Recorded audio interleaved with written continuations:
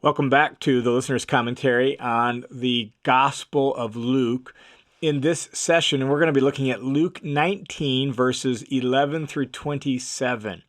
And it's the last snapshot before Jesus arrives at Jerusalem. This long travel narrative through the middle section of the Gospel of Luke that has been aimed at this moment, his arrival at Jerusalem. And so we finally have arrived. We're at the final movement there. And so Jesus is now going to leave Jericho. That's where he's at, if you recall the previous episode.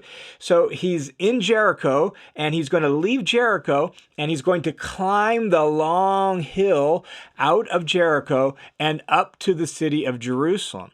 And it's Passover season, and so there's a group of pilgrims heading to Jerusalem. Jesus has healed a blind man there in Jericho. He's welcomed Zacchaeus, which created a bunch of controversy and confusion. And as we move into Passover season, which is really a celebration of national independence and liberation, there's a sense of anticipation in the air. There's a buzz, right? Like, could this be the moment? Jesus seems like the guy. He does weird things like welcome Zacchaeus, but he heals Bartimaeus. And there's this buzz in the air, this sense of anticipation as Jesus is heading into Jerusalem. He's only a day's hike away. And people are wondering, maybe this is it. Maybe this is the moment when our Passover hopes and dreams are realized. And into that situation, there on the edge of Jericho, Jesus speaks a parable to all the people gathered around him, to the citizens of Jericho, right? He speaks a parable, and a difficult parable it is. It's not difficult to understand what happens in the parable. That's pretty straightforward. Here's what happens. A nobleman inherits a kingdom. He heads off to the capital to have his kingship confirmed, and that happens to the dismay of his newfound subjects. They actually send a delegation after him, appealing to the folks at the capital not to have him confirmed as king because he's such a tyrant and so awful. Before he leaves to have his kingdom confirmed, this nobleman actually entrusts some money to some of his servants. Upon his return from the capital, whereupon he was given the kingdom, even though there was protest against it, upon his return, he assesses if those that he entrusted the money to made him any profit while he was away. He rewards those who do make profit, and all those who didn't want him to be king, well, those he executes, he slaughters and he kills. That's what happens in the parable, right? So it's like, okay, well, there's the story. It's a weird story, and right? The difficulty doesn't lie in, understanding the story. The difficulty lies in understanding, what does the parable mean? Like, what does it refer to, and what's its message? Some take it to refer to the time between the first and second comings of Jesus, and as a reference then to Jesus coming in judgment. So Jesus is the nobleman who inherits a kingdom. He goes away to heaven to confirm his kingship, and then he returns in judgment and gets rid of all those who didn't want him to be king. So some take it that way. Some take it to be about Jesus' kingship and the Jewish rejection of that kingship, and the judgment that will come in AD 70 as a result. So Jesus inherits the kingdom, and when Jerusalem is destroyed in AD 70, that's like the nobleman coming back and killing all those who didn't want to be kings. Some take it to refer to that. Others take it as providing simply a contrast to what Jesus, as the true king, is actually like. He's not a cruel tyrant like this guy in the story. And so some take it simply as just painting a contrast picture to, well, you want the kingdom of God to come, but it's not going to be like what you think. So first things first, let's just acknowledge that what Jesus is saying by this parable is tricky, that Bible-loving, God-fearing Bible teachers and scholars have different views on what this parable is actually teaching. But the more I've studied this parable and reflected on it, the more convinced I am that this parable is a warning. It's a warning that challenges Jesus' original audience to think about their misunderstanding and misguided expectations for God's kingdom. I think that for a variety of reasons, but we'll work through the details here and I'll flesh that out. But I think that Jesus isn't saying the kingdom of heaven is like, the kingdom of God is like. He never says that with regard to this parable. So I don't think he's saying this is about Jesus and his kingship, because he never says, here's what you get when, the kingdom of God comes. He actually seems to be saying the opposite, right? And this becomes very clear when you actually take this parable and you set it into its original historical context. And that's what I want to do in the comments below so we can understand the context of it. And I think when we understand the historical context, we'll see that now this parable isn't saying the kingdom of God is like this. It's saying this is not what the kingdom of God is like. So let's begin looking at the details of this text. And to start, just notice right up front, Luke actually gives us the frame so we can have some idea of what the parable is addressing, at least what's motivating this parable. In fact, here in Luke 19:11 through 27, or 19 really, 11 through 28, the frame is both at the beginning and at the end. And what the frame is that Luke gives us is that Jesus is heading to Jerusalem and everyone expects the kingdom of God to come. All right, that's the frame. Notice how Luke sets it up in 19:11. He says, now, while they were listening to these things, while they're listening to Jesus talk and teach there in Jericho, while they're listening to some of the things he said about Zacchaeus, while they're listening to these things, Jesus went on to tell them a parable because he was near to Jerusalem and they thought that the kingdom of God was going to appear immediately. So the parable is addressing their expectations of the arrival of the Messianic kingdom. Jesus' ministry has attracted such a buzz and created so much stir that now that he's heading to Jerusalem at the Passover season, they're thinking it's time. The kingdom of God is going to appear.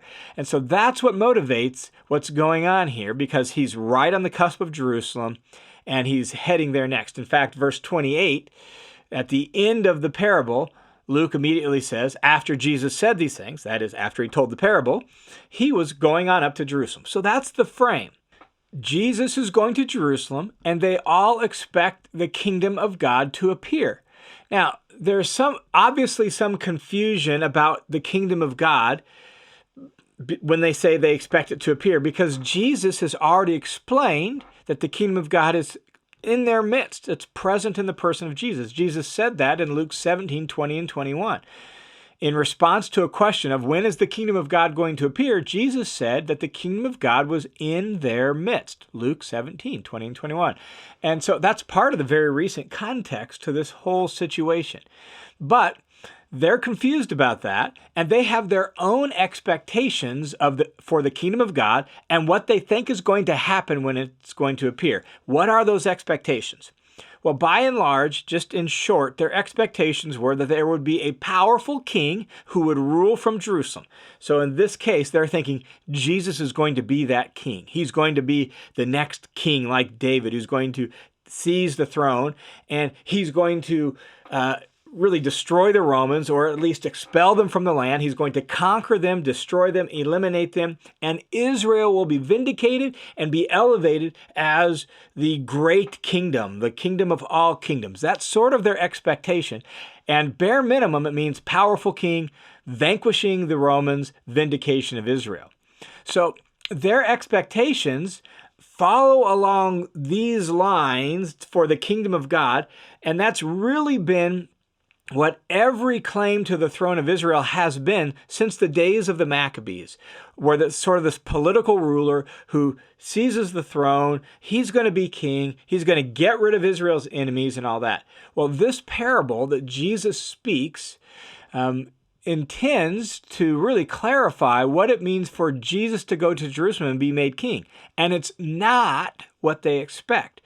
What they expect is something other than what's really going to happen. And so Jesus tells a story that immediately awakens a recent political memory of what political power is often like.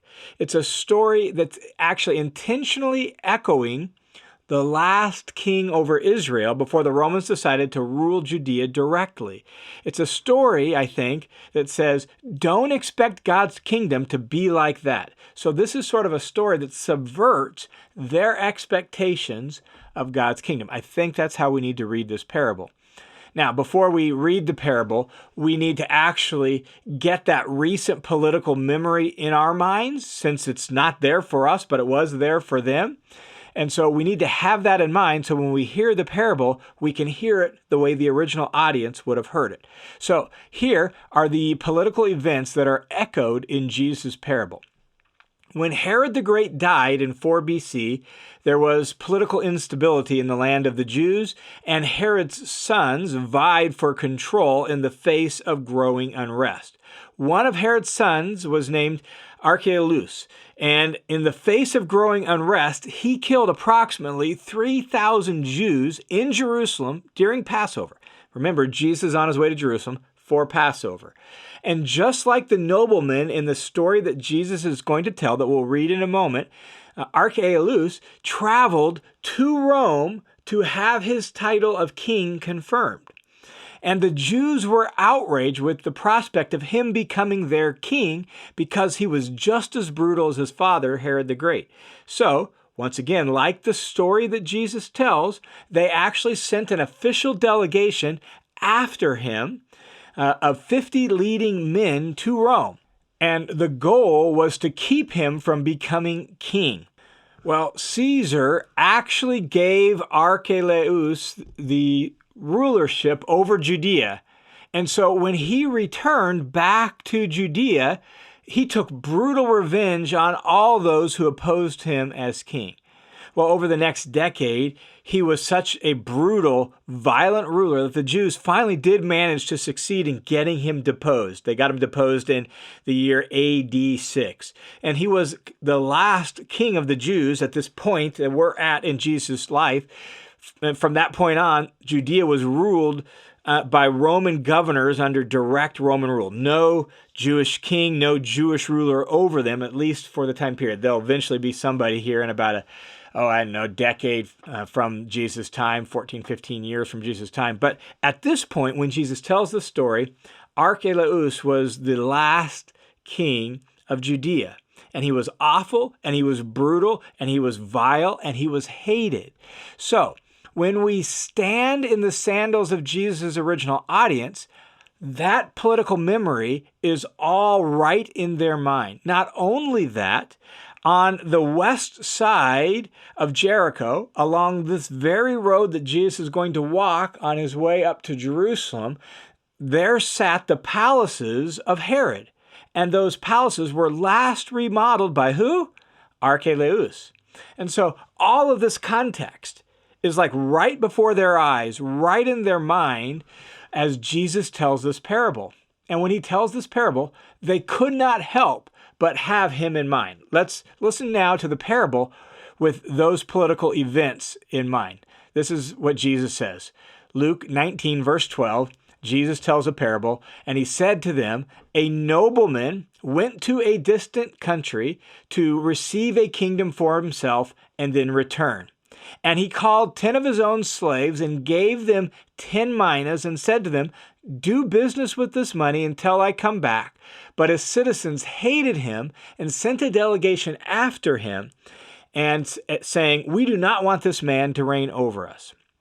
Now, just a couple technical little details. A mina, he gave 10 slaves a mina. A mina is about 100 denarii. So roughly about 100 days' wages. And so he gave each of these slaves 1 mina and said, "Do business with that money until I come back." And then his citizens hated him, sent a delegation. "We don't want him to reign over us." Can you hear the obvious echo of Archelaus in this parable? The last time someone made a claim to be king of the Jews, it was him. What did he do? He went to a distant country to have his kingship confirmed. What happened? They didn't want him to be king. They sent a delegation. Like, There's no way the original audience could have heard Jesus tell this story and not made a connection with Archelaus. All that hatred, all that pain from his rule would have been stirred up. The memory of 3,000 killed by him in Jerusalem at Passover stirred up. So it seems there's no way, at least to me, it seems like there's no way the nobleman in Jesus' parable can represent Jesus himself. I just don't think we could say this nobleman represents Jesus. And so like the first to second coming understanding of this parable just doesn't make sense to me anymore. That's what I used to think, but the more I've studied it, the more convinced I am that there's no way this nobleman can represent Jesus because of what this nobleman stood for, what this nobleman evoked for them in their historical memory. Now, Jesus goes on in the parable, and this is what happens. The story continues with the nobleman returning after being given authority to rule. And the nobleman acts very much like Archelaus acted. Verse 15, when he, the nobleman, returned after receiving the kingdom, he ordered that these slaves to whom he had given the money be summoned to him so that he would learn how much they had made by the business they had done. The first slave appeared, saying, Master, your mina has made 10 minas more. And he said to him, Well done, good slave. Since you've been faithful in a very little thing, you are going to have authority over 10 cities. The second one came, saying, Your mina master has made 5 more minas. And he said to him also, You'll be over 5 cities. Now, in our modern capitalistic context, we tend to read this and cheer these guys on like, wow, they did great. Look at how much business they did and how much money they made. They made a profit. But in the ancient world, they weren't modern capitalists. They looked on such business practices as described here in the parable with deep suspicion. In fact, even Aristotle called exchange for profit unnatural. That's the way they viewed the kind of business practices that are described in this parable. In their context, often the outcome of such business dealings as described here was for the ordinary little guy, the loss of land. Sometimes indentured servitude resulted as a result of business practices like that. And these are the very business practices that this nobleman rewards. In fact, one scholar says this. She says, without question, the nobleman in this story would have infuriated a first century audience because of the way he got his kingdom, because of the business practices that he's honoring and how then he's taking these people and making them in charge of 10 whole cities because they made him money. That sort of business practices would have been just looked on as despicable and would have infuriated a first century audience. Again, that says to me that this nobleman cannot represent Jesus. He's a hated kind of person, a despised kind of person. These are despicable business practices to them. Not only that, Jesus mentions one other person that the nobleman loaned money to. Verse 20, and then another one came saying, Master, here's your mina, which I kept tucked away in a handkerchief, for I was afraid of you because you are a demanding man. You take up what you did not lay down. You reap what you did not sow. And the master said to him, From your own lips I will judge you, you worthless slave. Did you not know that I'm a demanding man, taking up what I didn't lay down and reaping what I did not sow? Well, why didn't you put my money in the bank at least so that when I came back I could have collected it with interest? So this fella does nothing. He actually hides the money. He hides it in a very insecure way. He put it in a handkerchief and kind of kept it tucked away and then just gives his mina back. And he describes the master as harsh and gaining profit where he doesn't deposit anything, right? That's what he says, that I knew you were a demanding man. You take up what you did not lay down. You reap what you did not sow. You get profit where you don't deposit anything. Here's what's interesting. Josephus actually lists that very practice, taking what one did not deposit, as a crime that the Jews punished more than others. So what this guy is described as by this particular man is something that was viewed as criminal activity by the Jews. In other words, this guy is a bloodsucker. He's ruthless, greedy. He loans money and expects you to make him some money off of it, even if it's interest from the bank, right? Like loaning money and charging interest was forbidden by the Old Testament law, but this guy doesn't care because he just wants money. He wants power, wealth, and control, and so he's going to do whatever he can get to get that. And so he takes the one mina from this guy and gives it to the guy that he's already given 10 city twos. This is what happens, verse 24. Then he said to the other slaves who were present, take the mina away from him, give it to the one who already has 10 minas. They said to him, Master, he already has 10 minas. And this guy says, I tell you that everyone who has more shall be given, but from the one who doesn't have, even what he does have shall be taken away. Essentially what he says is, too bad. The rich get richer because they made me money. I'm going to give them more stuff. The rich get richer. And then the parable ends with the nobleman in this parable who's been made king doing exactly what Archelaus did when he returned. This is what happens, verse 27. But as for these enemies of mine who didn't want me to reign over them, bring them here and slaughter them in my presence, just like Archelaus did. And that's the end of the story. And then immediately Luke restates the setting.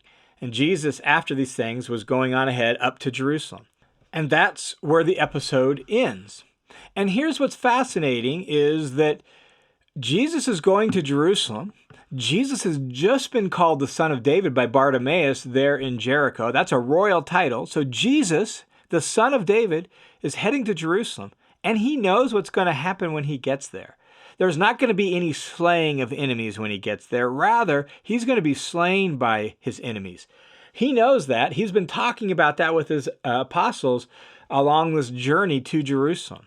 And so it seems to me that this parable, told by Jesus and placed here by Luke, it seems to me that this parable is saying Jesus is indeed coming to Jerusalem as king, but he's not like the kinds of kings that they've had.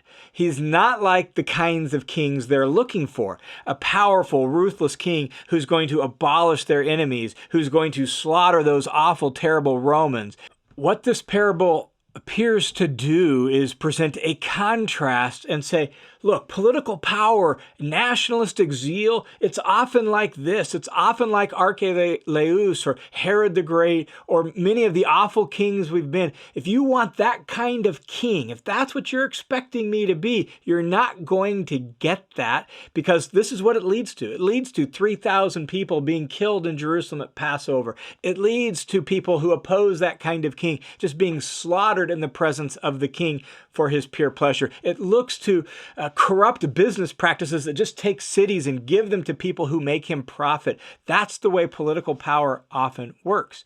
What one scholar says is this parable seems to draw attention to the folly of a nationalistic ideology that perpetuates violence, seeking to establish the kingdom of God on the model of Rome.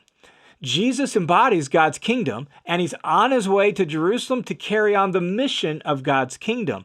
But it's not that kind of kingdom, and he's not that kind of king. That's what it seems this parable is actually about here. In fact, in the very next passage, Jesus will ride into Jerusalem on a donkey, as hailed as king, on a donkey, humble and lowly, the text says, not on a war horse. He'll actually weep over the city of Jerusalem because they didn't recognize the day that their king came to them. He knows that violence is in their future. He actually says when he weeps over their city that there's a time coming when all this glory of Jerusalem is going to be torn down because you didn't recognize me as king, humble and lowly and riding on a donkey. And then in just a few short days from when he tells this parable, he's actually going to lay down his life praying for those who killed him. He's a very different kind of king than what they're looking for and what they expect. And it seems to me that this parable really just serves up a warning simply by calling to mind, remember the last time that you expected a king? The last time you had a king? What happened? That's not the kind of king you want. That's not the kind of king I'm going to be. And so I see this parable now as being a warning about nationalistic configurations of the kingdom of God. That's what happened for the Jews from the Maccabees to the Jewish revolt that led to the destruction of Jerusalem in AD 70. They were nationalistic configurations of the kingdom of God, and it led to violence and destruction, power grabs, and all sorts of heartache. It's the same thing that actually happened with the so-called Holy Roman Empire in church history. It was a nationalistic configuration of the kingdom of God that led to all sorts of really political destruction over the lives of people and in cities. It even infected some of the papal configurations in the Middle Ages of the church, where there was power grabs, there was infighting, there was hostility and wars. Some of the state churches in our own more recent history in China and in Germany, right? Like nationalistic configurations of the kingdom of God don't work very well. We see that even in the U.S. when God's people, the followers of the Lamb who laid down his life for us, try to identify the kingdom of God with the United States and particular configurations of the United States. It doesn't work. Nationalistic configurations of the kingdom of God are contrary to the way of the Messiah. Whenever we have nationalistic configurations of the kingdom of God, it turns sour real quick. There's greed and abuse of money and questionable business dealings. There's brutal uses of power. And Jesus is just not that kind of king.